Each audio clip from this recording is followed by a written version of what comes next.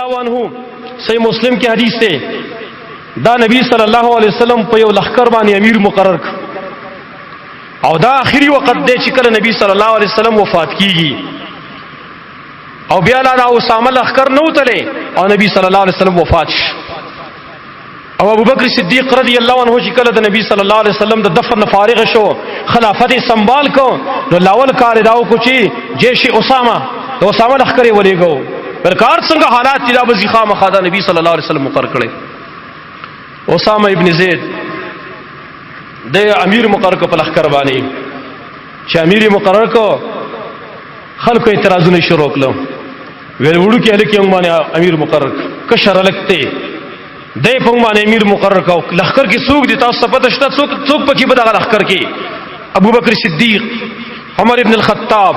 عثمان ابن عفان علی ابن ابی طالب رضی اللہ عنہ ابو عبید ابن الجراح سعید ابن زید سعد ابن ابی وقاص کبار صحابہ کرام عشرہ مبشرم پکې دي هغه غټ کمانډران هم پکې دي او اسامه ابن زید په امیر مقرر خلک وړو کې لکه را باندې امیر مقرر نبی صلی الله علیه وسلم خبرش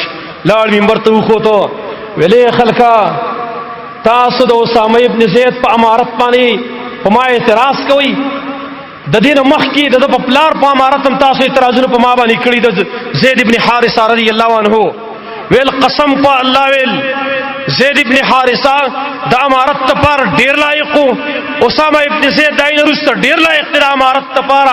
ویل قسم په الله چې زید ابن حارثه ما تر ټولو خلق محبوب او دا رست اسامه ابن زید ما تر ټولو محبوب دی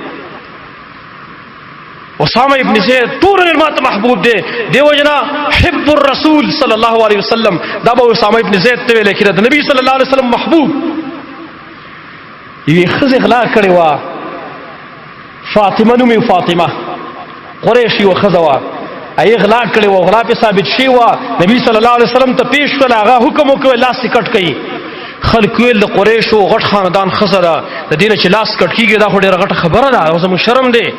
ویل د نبی صلی الله علیه وسلم سره څوک خبري وکي چې سفارش وته وکي او معافي کی ټول خلکو ته فتوا ویل بل څوک خبري نشي کولای سوا د اسامه ابن زید نه دا د نبی صلی الله علیه وسلم محبوب دی ویل هغه چې ورغه یا رسول الله دی خلکو سره لګلې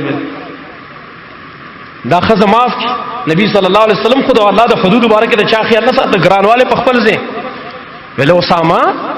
ته د الله په حدود کې ماته سپارش کی بی ویل خلکو ته خلکا والله لو ان فاطمه بنت محمد صلی الله علیه وسلم سرقت لقطعت يدها بالقسم بالله